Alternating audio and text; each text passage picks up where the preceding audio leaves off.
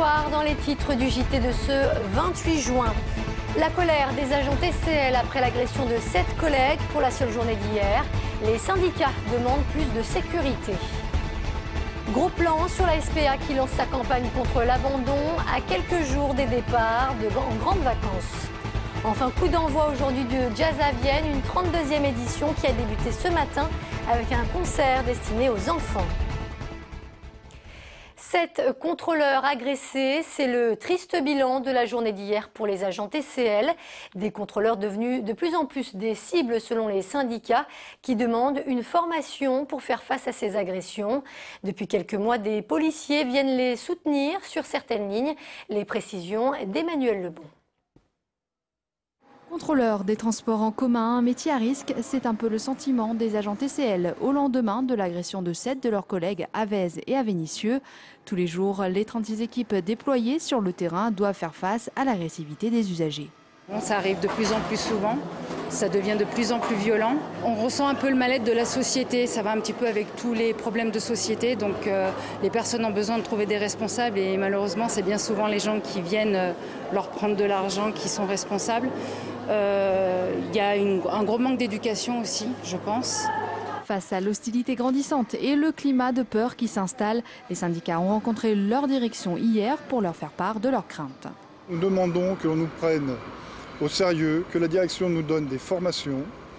Nous voulons que la sécurisation soit considérée comme un poste important dans l'entreprise, ne serait-ce que pour la sécurisation de nos clients.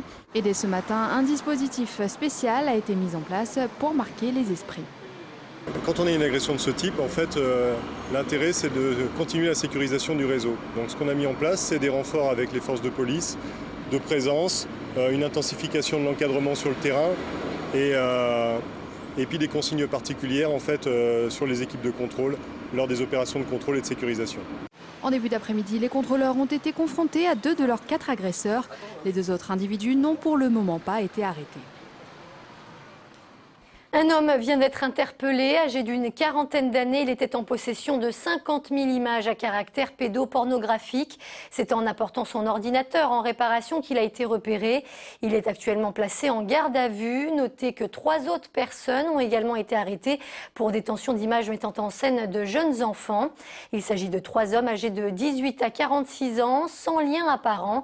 Ils ont eux aussi été présentés devant le parquet en vue d'une ouverture d'une information judiciaire.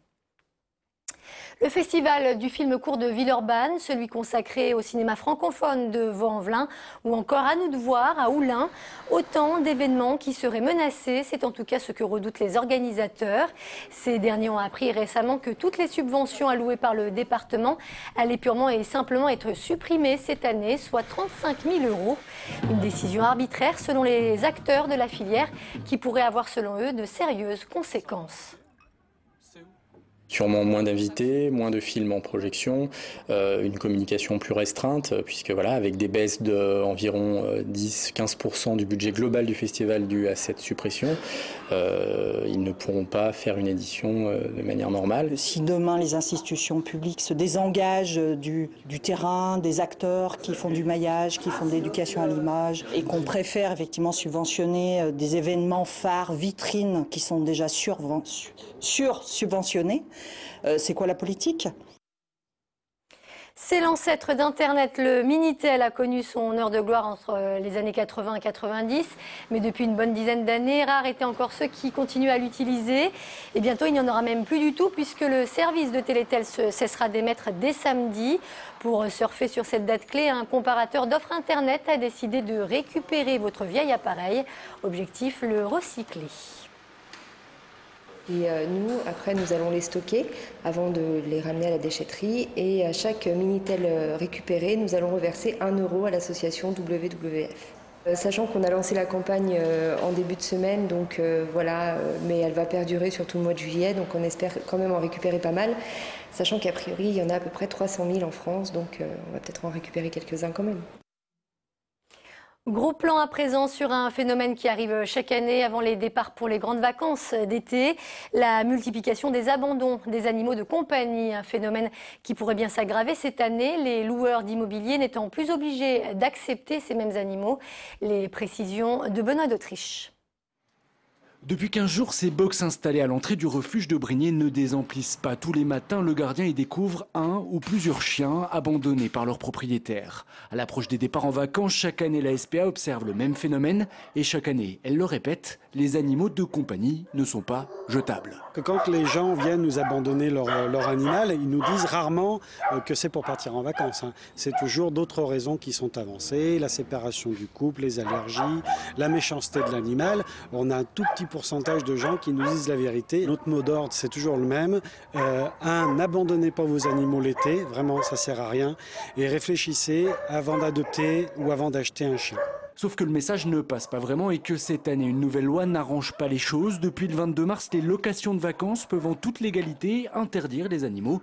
Résultat, à Brignais, les box sont pleins avant même le mois de juillet. Avec cette nouvelle loi, les refuges se remplissent encore un petit peu plus vite. On a vu une augmentation de 2% par rapport à la même période pour l'année dernière, où les chiens, les chats, les petits animaux de compagnie que sont le lapin, le cobaye, sont abandonnés par vagues. Et pour inverser la tendance, la SPA en appelle aussi aujourd'hui à tous ceux qui souhaitent recueillir un animal, histoire de vider un peu les box.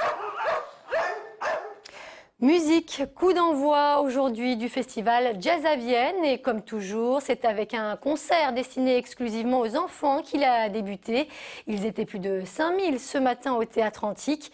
Jean-Marc Roffa nous livre les principales têtes d'affiche de cette 32e édition.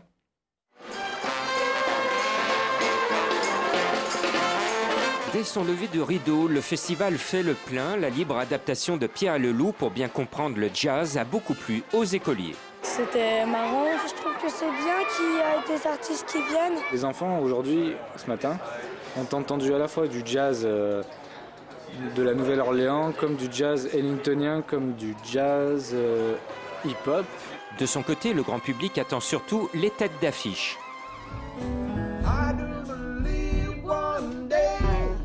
Dr House, c'est le fameux docteur, celui qui dit, qui n'a pas peur de dire aux patients qu'ils vont bientôt mourir. Mais en vérité, dans la vraie vie, c'est un grand musicien de jazz, un grand chanteur de soul.